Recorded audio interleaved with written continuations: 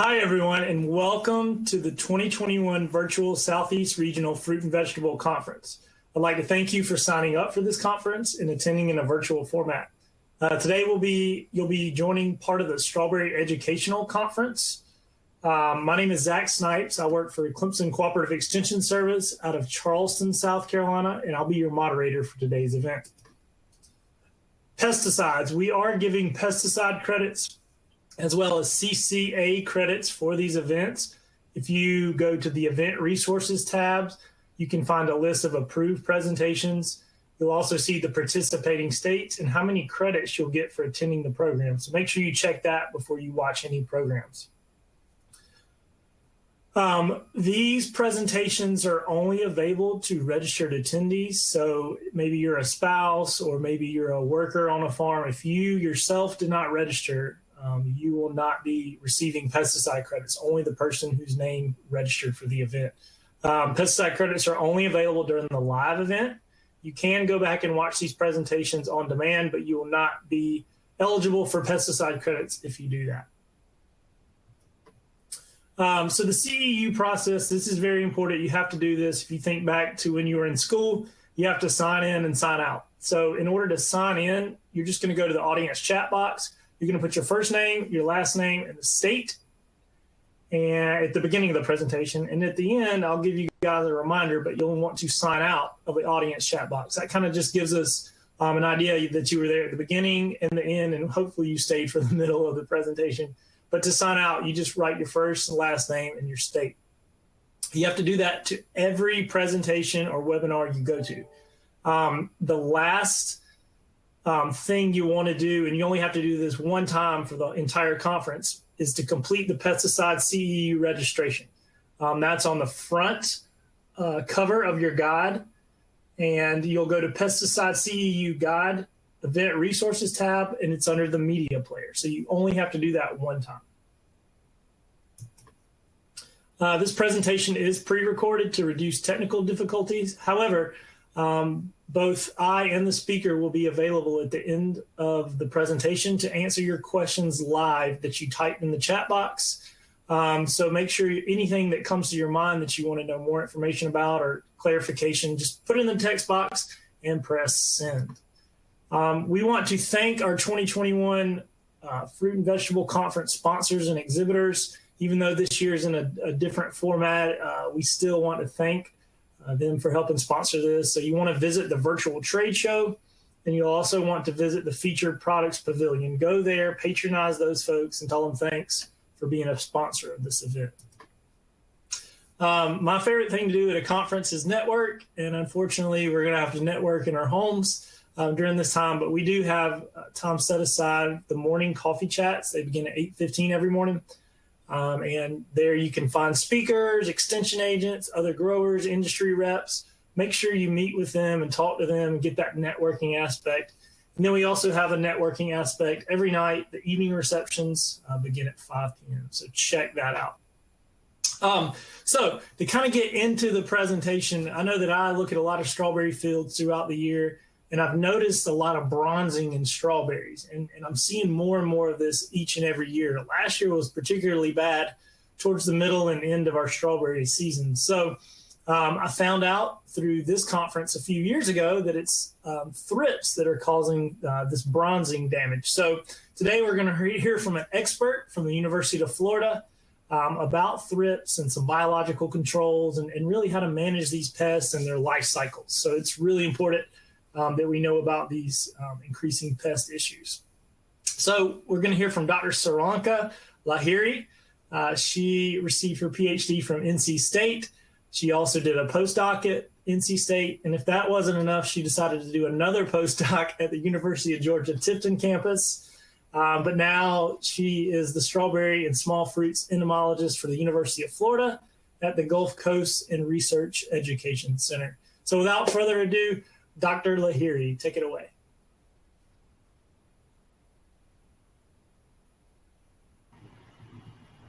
Thank you, Zach. Thank you, everybody, for being here. My name is Sriyanka Lahiri, and I'm a strawberry entomologist working at the University of Florida's Gulf Coast Research and Education Center. Today, I'm going to talk about the biological control of thrips in strawberry. Thrips currently are key pests in Florida strawberries, and there are several species of thrips that typically show up in strawberries, but not all of them cause economic damage. In this slide, you can see the antennal structures of 4 thrip species that are shown, and only 2 of them are actually species of concern. That is the western flower thrips and chili thrips. These are minute insects, and microscopes are needed to identify them to species level correctly. And species identification is really important because you don't want to spray unnecessarily for spray insecticides unnecessarily. Bronzing and cracking of fruits happens from both of these thrip species, that's western flower thrips and chili thrips. But the other 2 species, the Florida flower thrips and melon thrips, are typically minor pests. They do not cause a lot of damage. Also, what's unique about chili thrips is that they infest strawberry crops early in the season, and they infest the young foliage. The infestation can get severe, and what we see here is leaf curling from chili thrips. Some more examples of how tiny these insects are. In this slide, there are 3 thrip species shown. Again, the Florida flower thrips, that's native and not a problem, the western flower thrips, and the chili thrips. These 2 are different in size. Chili thrips are actually even smaller than the western flower thrips. And the minute structures on the antennomeres are really used to tell the species apart, in addition to some other morphological characters. But you can see the wings of these thrips, and they're fringed, and that's why they are also called fringed winged insects. So before we jump into management of thrips, let's talk a little bit about the unique biology of thrips. Thrips have piercing-sucking mouth parts, and they feed on individual epidermal cellular contents of the plants. They use their sharp ovipositor to lay eggs inside the plant tissue.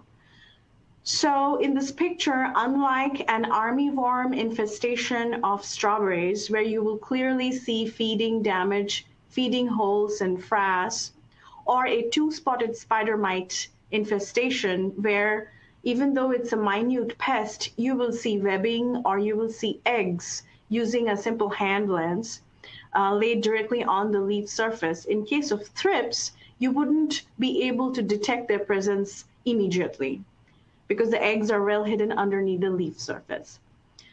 Thrips are capable of parthenogenesis, and chili thrips, western flower thrips, the type of parthenogenesis that they perform is called arhinotochus parthenogenesis, where the unfertilized female is capable of laying unfertilized eggs that develop into a male offspring. And then this male offspring can mate with the female to start off a whole new colony. They show complete metamorphosis, which means they have an egg stage. They have a couple of larval stages, which are actively feeding stages. They have a couple of pupal stages. And in this picture to the left, you can see the wing buds developing on the thrips pupa. This is a chili thrips pupa. These are not feeding stages, but they are not exactly sessile either. We observe them moving a little bit around on the leaf surface. And the pupae that are formed can either be present in the soil, such as in case of the western flower thrips, or they can be present underneath the flower fruit calyx or inside dead foliage in case of chili thrips. Both the adults and the larval stages are voracious feeders, and therefore management practices should target these life stages. And because of all this unique biology in thrips, they are able to develop insecticide resistance rapidly. Now is the time to ask question to ourselves, and this is a poll. Which of these show damage from thrips in strawberries?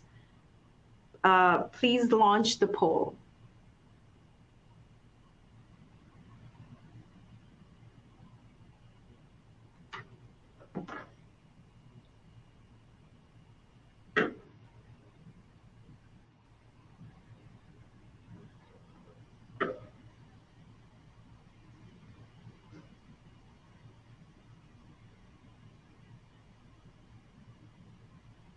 All right, 15 seconds.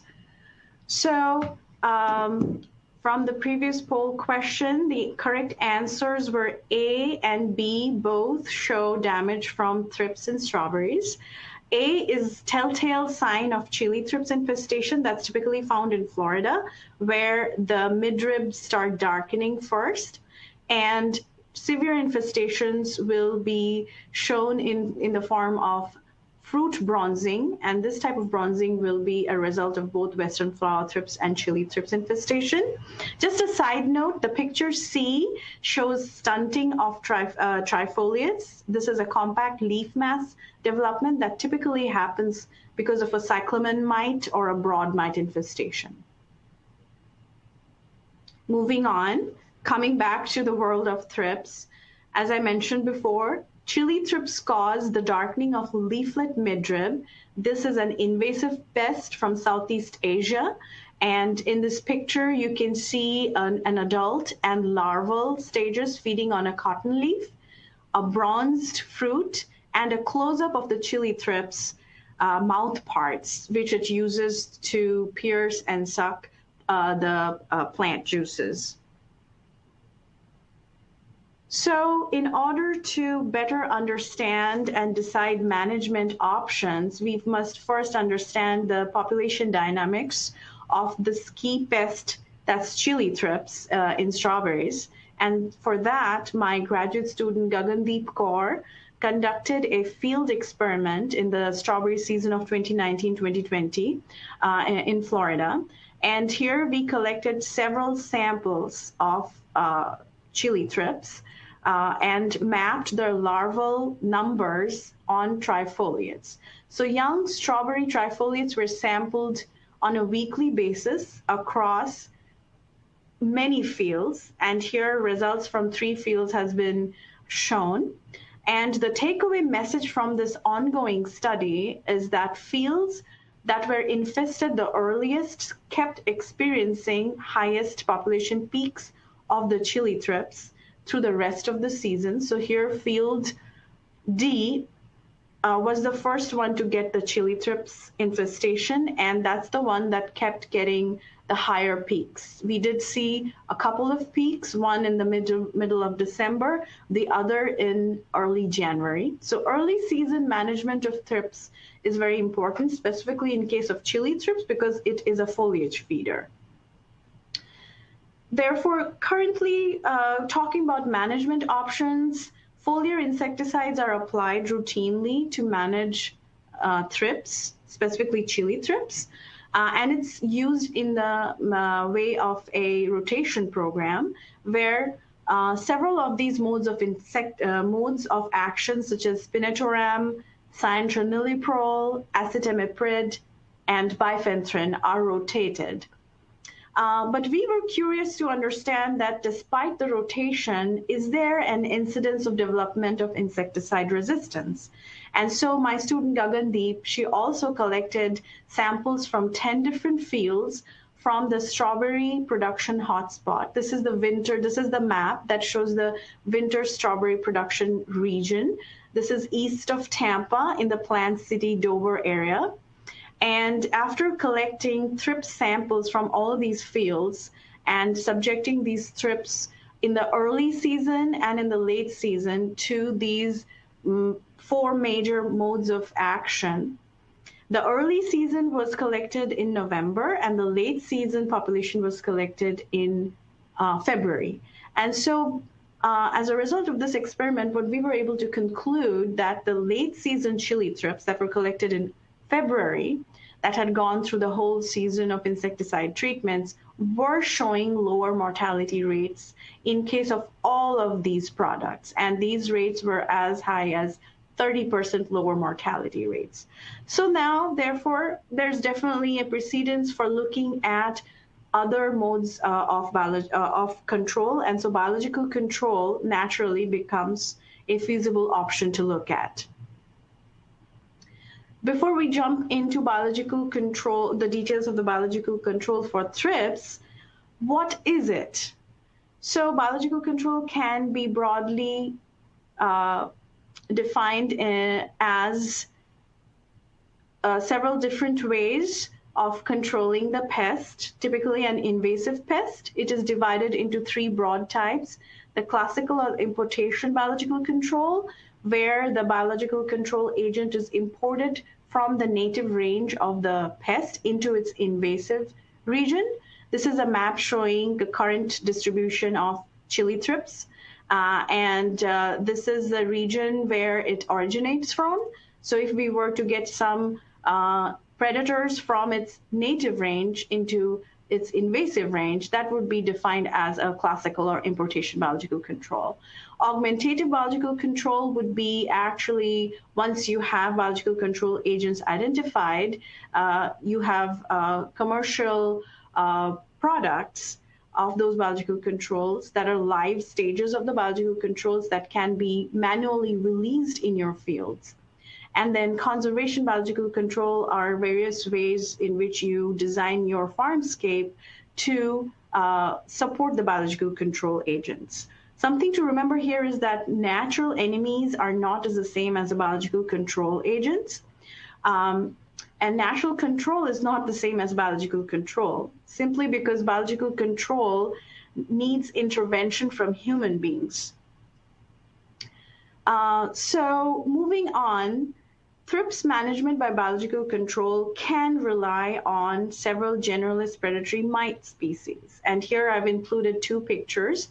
The first one to the left is that of Neoceus cucumeris, and the other one to the right is Amblysseus swerskii. So both these predators will feed on two-spotted spider mites, adults, eggs, and their nymphs, but they will also feed on thrips, both on the adult and the larval stages. And some previous studies have shown effectivity of these species of mites on chili thrip suppression on pepper. These species are also able to feed on pollen, and previous studies have shown that they are more effective in the suppression of larval stages of thrips compared to adult stages of thrips. There are some other mites that you may find in strawberries, and this is a quick kind of a picture guide to help you along. For example, the predatory mite, this is the good mite, the Neoceus cucumeris, egg looks something like this. This is, again, all on a microscopic level. These eggs are translucent and oval in shape. You won't see webbing around these eggs. They are much bigger in size compared to, say, a two-spotted spider mite egg, which is spherical, and you'll definitely see webbing around. And these eggs are laid directly on the surface, unlike some other pest mites, such as the cyclamen mite over here. The cyclamen mite egg over here, you can see a mite hatching out of the egg. These eggs are also oval and translucent. However, these are not laid directly on the leaf surface. They're actually hidden away underneath the calyx of strawberry fruits and flowers, where they're actually glued at the edge of the leaf trichomes, and they're much smaller in size. Below, you will see some pictures of the predatory mites. Physically, they look different. They're much more agile, and they use their front legs to constantly probe as they run around. So to assess the efficacy of the generalist predatory mite Amblysseus swerskii, we conducted a greenhouse cage study for chili thrip suppression on potted strawberry plants. And this work has been submitted to the Florida Entomologist Journal. Hopefully it'll be published soon. But here's a quick snippet of what our findings were. On the left, The graph shows the number of chili thrips per 3 strawberry leaflets. And then on the right, you can see the strawberry trifoliate damage ratings. And I've also included pictures of the rating system. So the leaves with no damage would be rated as 0. And as the darkening of midrib spreads across the leaf, the damage rating increases, where at rating 4, the leaf is almost necrotic and dead. So what we found was that the adult chili thrips suppression was facilitated by a biopesticide, which was compared to the Amblysseus swirsky predators. And this was also compared to spinetoram, which is a synthetic insecticide typically used for thrips management in Florida strawberries. And this capsicum oleoresin extract, this biopesticide, is commercially available in the market. So what we found that up to 7 days after treatment, both the biopesticide and the predator were as effective as spinetoram in suppressing the adult populations. But beyond the 7 days, we didn't see any effect of these biopesticides or the predator. Spinetoram, of course, kept the adult numbers low on the plants that were treated with spinetoram. On the other hand, both the predator and spinetoram were equally effective in suppressing the larval chili thrips population up to 21 days after treatment. But the same could not be concluded for the biopesticide.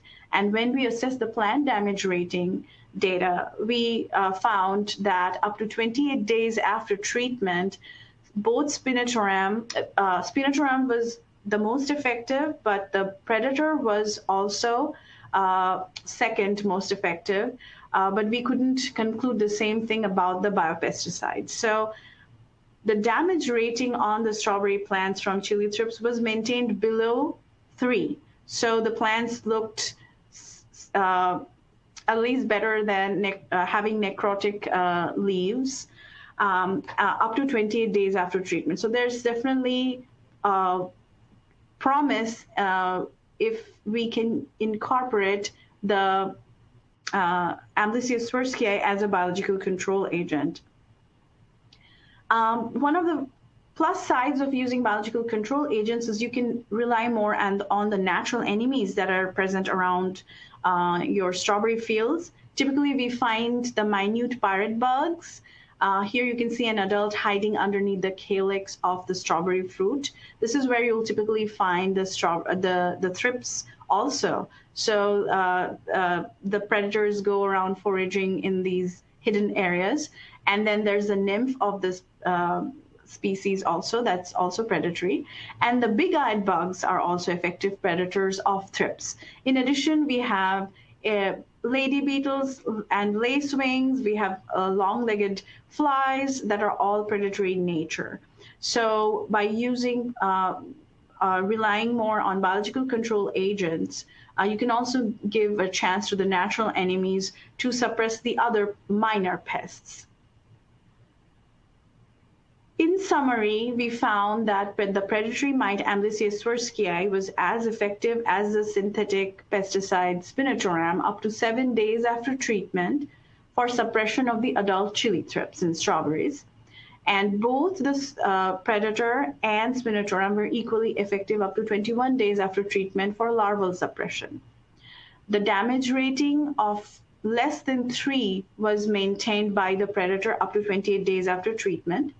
Future studies are being conducted in my lab right now to examine the field efficacy of augmentatively released Amblysseus swirsky mites in open field strawberries. So this is a picture from a month ago where my crew, me and my crew were out there working with an organic strawberry grower, and this is their crew hand applying the predators throughout their field.